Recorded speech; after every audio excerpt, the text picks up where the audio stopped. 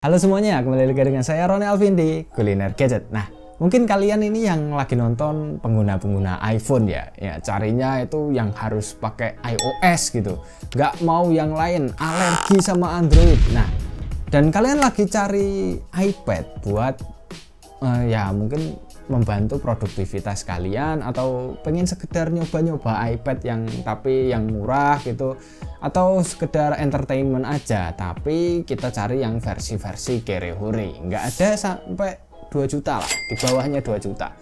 Versi-versi Kerehore ini sebenarnya banyak ya, tapi kebanyakan iPad di pasaran itu ya internalnya kecil. Mungkin yang pengen murah ya ada 32 GB, ada yang bahkan 16 GB, yang mana udah nggak relevan untuk tahun 2024. Terus emang masih ada ya yang kira-kira itu masih oke dipakai di tahun 2024 dan memorinya cukup lega untuk diinstal aplikasi-aplikasi yang mungkin kalian akan gunakan.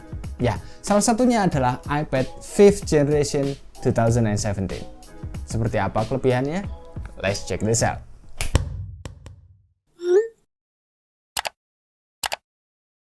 Ya, iPad ini gua dapat di pasaran dengan harga Rp1.850.000, dan dengan harga segitu gua dapat iPad dengan kondisi yang menurut gua sih overall cukup oke lah ya. Ya memang ada beberapa titik lecet dan beberapa dent di masing-masing ujungnya. Ya dent-dent tipis lah, nggak parah-parah banget. Dan sayangnya untuk bagian layar gua dapat yang sedikit nggak mulus lah ya. Karena memang terdapat kotoran di antara panel LCD dan panel touchscreen-nya, yang sebenarnya nggak ngaruh sama sekali karena saat layar nyala itu hampir nggak kelihatan. Dan udah gua konsultasikan ke beberapa tukang servis ya, yang sebenarnya itu bisa dibersihin kok, gampang banget, tinggal dibongkar aja. Tapi setelah gua cek di Trio Tools-nya, layarnya masih ori dan belum ada part yang ganti. Jadi ya sayang aja kalau ngeluarin duit, toh ya nggak ngaruh sama sekali sama touchscreen-nya, dan itu bukan merupakan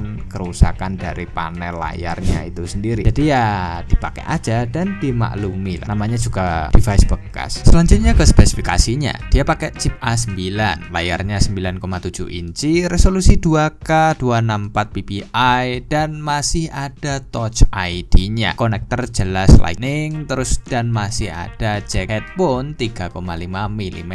Jadi yang punya headset banyak dengan colokan kabel 3,5 mm ya tinggal colok aja. Untuk kameranya dia itu pakai 8 megapiksel ya, kamera belakang. Terus dia fitur-fiturnya lengkap, ada HDR untuk fotonya. Untuk perekaman video bisa mentok di HD 1080p 30 fps, fiturnya juga lengkap ya, zoom, stabilisasi dan lain-lain, bisa dibaca sendiri lah. Untuk kamera depannya dia masih pakai 1,2 megapiksel. Tapi jangan diremehin ya, karena ya kita bisa lihat nanti di hasil perekaman kameranya. Untuk videonya bisa mentok di HD 720p ya, dan ada fitur HDR untuk foto dan videonya. Kapasitasnya cuma 2 pilihannya, antara 32 dan 128, dan please lupakan aja yang 32. Untuk beratnya juga nggak berat-berat amat, cuma setengah kilo plus charger. Untuk sensornya lengkap ya, seperti yang saya bilang tadi, Touch ID masih ada dan juga ada gyro-nya di sini. Jadi untuk game atau beberapa aplikasi yang menggunakan gyro di sini udah ada sensornya. Untuk OS-nya sendiri dia pakai iOS 11 ya startingnya, tapi di sini gua cek dia masih bisa dapat update loh sampai 16.7.8 versinya, dan kayaknya sih emang udah mentok di sini aja, nggak bisa update sampai iOS 17 apalagi 18. Ya maklum sih, dia dari tahun 2017 loh, udah 7 tahun kalau dihitung-hitung sampai sekarang masih dapat update iOS sampai versi 16 aja, ini udah syukur banget. Kalau nggak Apple sih kayaknya hampir nggak mungkin sih ya. Dan buat kalian nih yang udah mikir buat beli iPad ini nih, pasti kepikiran untuk masalah performanya, gamingnya gimana. Nah langsung aja kita cek di sini langsung di MLBB.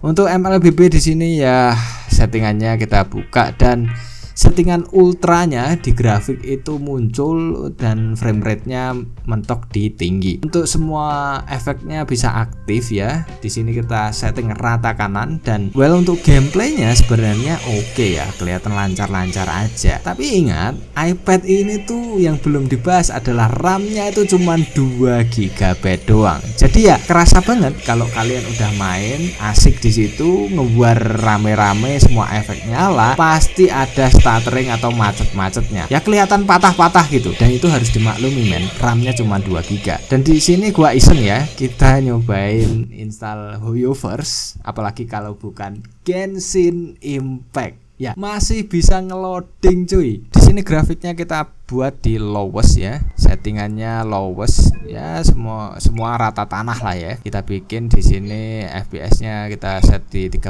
aja dan di situ indikatornya masih balance, yang mana mengindikasikan bahwa settingan ini masih bisa dijalankan dengan relatively playable ya. Ya memang nggak bisa semulus itu, pasti ada patah-patahnya dan itu pasti.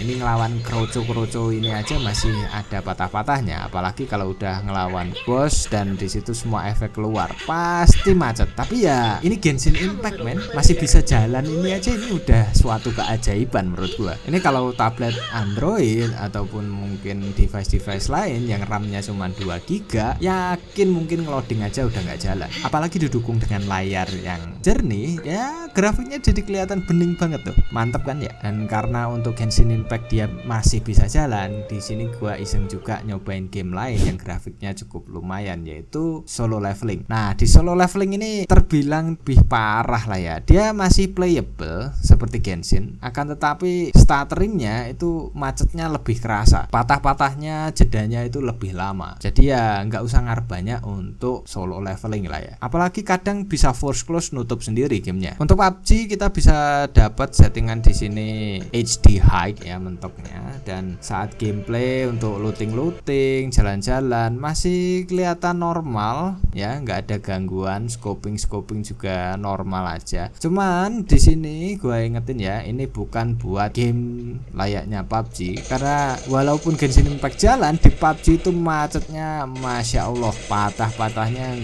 nggak karuan lah. Tapi kalau kalian ketemu musuh, yakin kalian udah di headshot duluan. Jadi untuk PUBG menurut gua udah nggak playable. Ya ini mungkin karena RAM-nya yang cuma 2 GB sih, jadi ya kurang banget untuk game FPS seperti PUBG ini. Padahal dia itu punya sensor gyro yang sebenarnya nggak segitunya sensitif ya. Cuma kalau kalian aktifin gyronya, assist aim kalian tuh akurasinya nambah, jadi kritikalnya itu gampang banget dapetnya. Beda kalau kalian nonaktifkan. Jadi kalau kalian maksain main PUBG ya aktifin aja gyronya. Kalau untuk game-game kecil semacam 8 Ball Pool ini cocok banget sih tabletnya, apalagi layarnya gede ya, kalian bisa pakai penggaris. Untuk Angry Bird itu juga cocok ya, tapi bukan berarti game-game ringan seperti ini semuanya mulus lancar. Sekali lagi nggak semuanya itu sempurna. Ingat, RAM-nya cuma 2 GB. Contohnya ini nih, Fruit Ninja, kayaknya sih oke ya, asik banget, layarnya gede main Fruit Ninja, tapi dia itu bisa macet parah kayak gini loh. Tuh ya kan, tuh macet, dia diem sama sekali nggak ngerespon dan harus ditunggu. Tuh ya masih bisa jalan sih, nggak force close, cuman ya itu kalau main yang game-game kompetitif pasti udah mati duluan. Untuk suhu permukaannya sih dia setelah kita pakai gaming terpanas cuman di 38 derajat Celcius aja, yang tergolong adem banget kalau dibandingkan device-device high performance zaman sekarang. Untuk layar ya di sini nggak usah dibahas terlalu panjang sebenarnya. Layarnya kalian bisa lihat sendiri, udah asik lah ya, warnanya akurat, kelihatan vivid, ya hidup lah intinya gambar yang bisa ditampilkan. Cocok banget buat kalian yang suka hiburan atau nonton di tablet ataupun iPad ini. Ya walaupun layarnya ini 2K resolusinya, akan tetapi nggak semua konten yang kalian nikmati itu sebenarnya di play di resolusi 2K. Contohnya platform streaming seperti YouTube, Netflix dan lain-lain itu hanya bisa di play di 1080p 60 fps. Bahkan settingan HDR-nya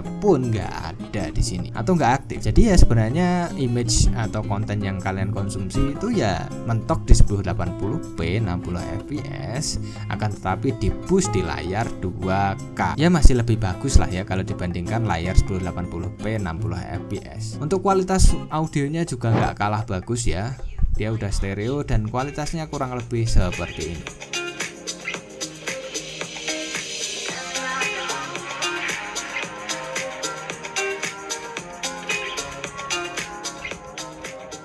A Magical Journey Through Space by Lenel Casio.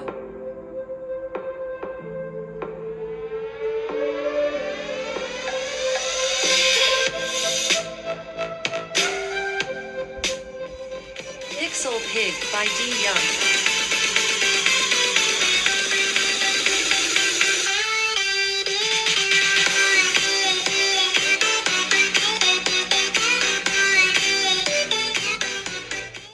Selanjutnya untuk setup dari iPad ini sendiri bisa dikombo pakai keyboard, Bluetooth, dan mouse wireless. Ya walaupun kalian bakal butuh sih beberapa tambahan dongle seperti converter USB Type-C dan USB Type-C ke Lightning. Dan itu sangat berguna kalau kalian ingin menggunakan kegiatan-kegiatan yang bersifat produktivitas ya. Kalian ketik-ketik, bikin script sambil nonton YouTube. Ya masih bisa, handy banget, dual window pun masih bisa. Tapi sayangnya untuk Apple Pencil di sini sama sekali nggak disupport. Jadi buat kalian yang udah mikir buat desain gambar-gambar pakai pensil, ya lupakan aja kalau pakai iPad ini. Selanjutnya untuk sektor fotografi ya, di sini masih kelihatan bagus kok, masih acceptable walaupun dynamic range-nya untuk ya kegiatan yang backlight gitu agak kurang bagus. Tapi setidaknya wajah kita masih bisa diekspos ya secara rapi lah. Untuk kamera belakang ini tergolong cukup acceptable, apalagi udah autofocus juga, dan ya ini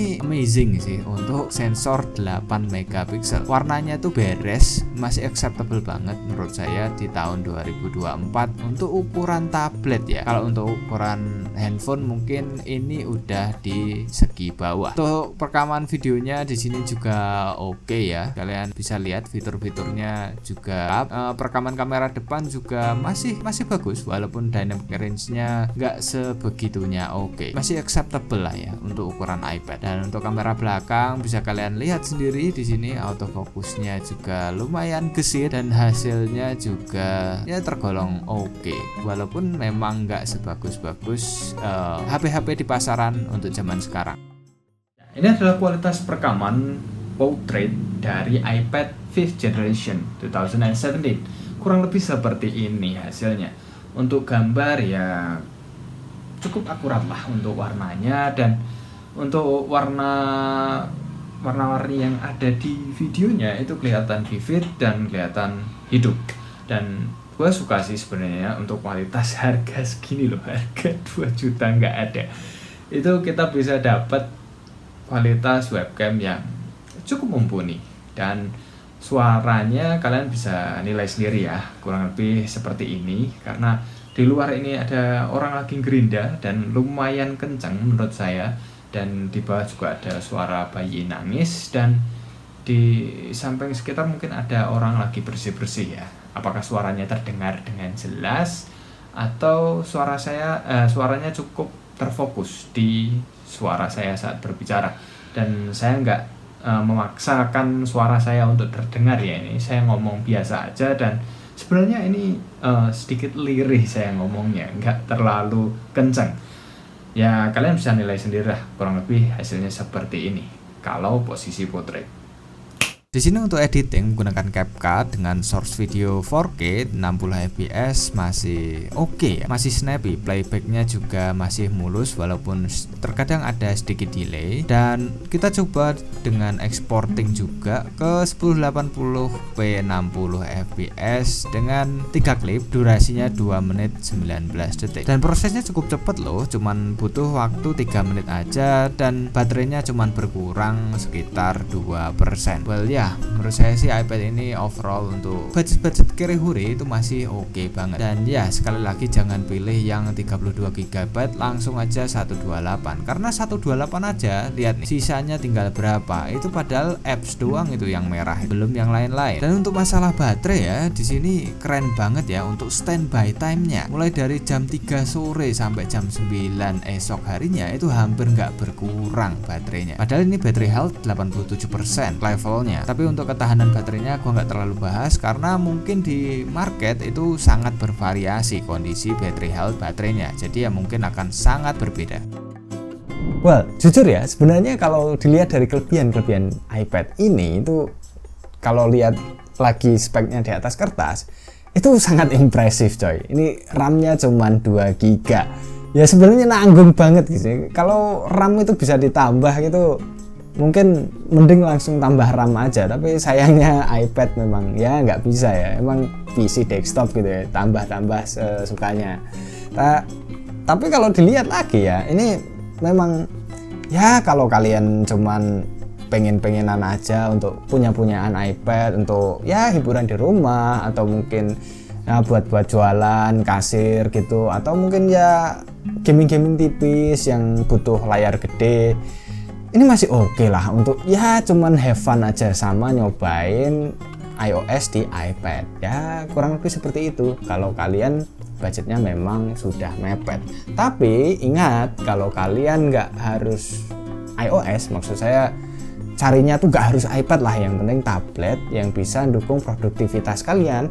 Sebenarnya angka 2 juta itu sekarang pilihannya udah banyak banget. Kalian bisa cari tablet di bawah 2 juta, bahkan itu udah dapat yang cukup mumpuni dan memorinya juga cukup lega ya, ada yang 64, ada yang 128 GB juga, dan RAM-nya biasanya minimal 4 GB, dan di situ juga udah oke gitu. Dan dibandingkan dengan device yang bekas yang kondisinya kalian mungkin akan sangat random banget di market, ya kalau dilihat dari segi keamanan ya pasti lebih bagus yang tablet Android yang masih baru. Ada garansinya lagi. Kalau kalian beli bekas ya itu tergantung kalian belinya di mana dan apakah kalian bisa ngeceknya atau tidak. Ya kesimpulannya kalian bisa nilai sendiri lah ya kelebihan dari iPad ini, apakah cocok dengan kalian atau enggak. So it's good to buy or buy. It's your choice. See you on the next video.